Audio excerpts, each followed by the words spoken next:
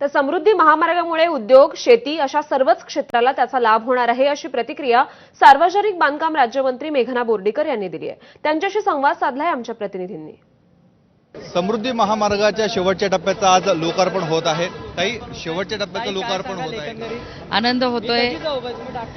आनंद होतोय की महाराष्ट्र, विदर्भ, मराठवाड्यासह संपूर्ण जिल्हे मुंबईशी जोडले जाणार आहेत आणि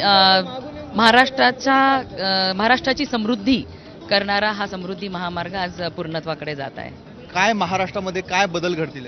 बघा, शेतकऱ्यांसाठी आणि उद्योजकांसाठी हा महामार्ग खूप महत्त्वाचा राहणार आहे, कारण शेतकऱ्यांचा जो पेरिशेबल प्रोडक्ट्स असतात ते मुंबईसारख्या ठिकाणी आणि तिथून एक्सपोर्टसाठी सुद्धा त्यांना मार्केट मिळू शकतं आणि उद्योजकांच्यासाठी सुद्धा ही कनेक्टिव्हिटी खूप फायद्याची होणार आहे। आव्हानात्मक टप्पा होता हा सगळा इगतपुरी ते ठाण्यापर्यंत। भारतातला सगळ्यात मोठा हा बोगदा आहे आणि म्हणून एक आव्हान होतंच, पण आपण बघतो की मुख्यमंत्री देवेंद्र फडणवीस साहेबांच्या नेतृत्वामध्ये महाराष्ट्रामध्ये असे इन्फ्रास्ट्रक्चरल मार्वल्स भरपूर आपल्याला पाहायला मिळत आहे। मग हा समृद्धी महामार्ग असेल, आता आपण ऑगस्टमध्ये जो मिसिंग लिंक मुंबई पुणे हायवेची करतोय तो असेल, किंवा आपला अटल सेतू असेल, कोस्टल रोड्स असतील, असे सर्व काही इन्फ्रास्ट्रक्चर चांगल्या पद्धतीने होतात। या आहेत मेघना बोर्डीकर, राज्यमंत्री आहेत। त्यांनी आत्ताच समृद्धी महामार्गाचा प्रवास केलेला आहे।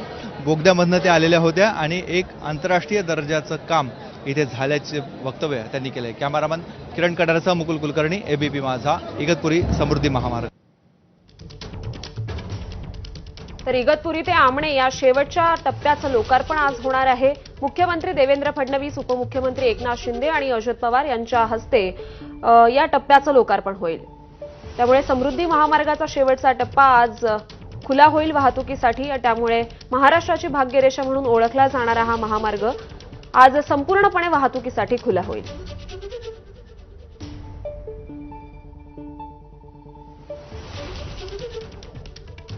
तर मुख्यमंत्री देवेंद्र फडणवीस आणि दोन्ही उपमुख्यमंत्री ओझर विमानतळावरून आता समृद्धी महामार्गाकडे येण्यासाठी निघालेत। थोड्याच वेळात समृद्धी महामार्गावर ते पोहोचतील आणि त्यानंतर कार्यक्रम स्थळी येतील। कोनशिला अनावरण आणि फीत कापून समृद्धी महामार्गाच्या शेवटच्या टप्प्याचं आता लोकार्पण होणार आहे।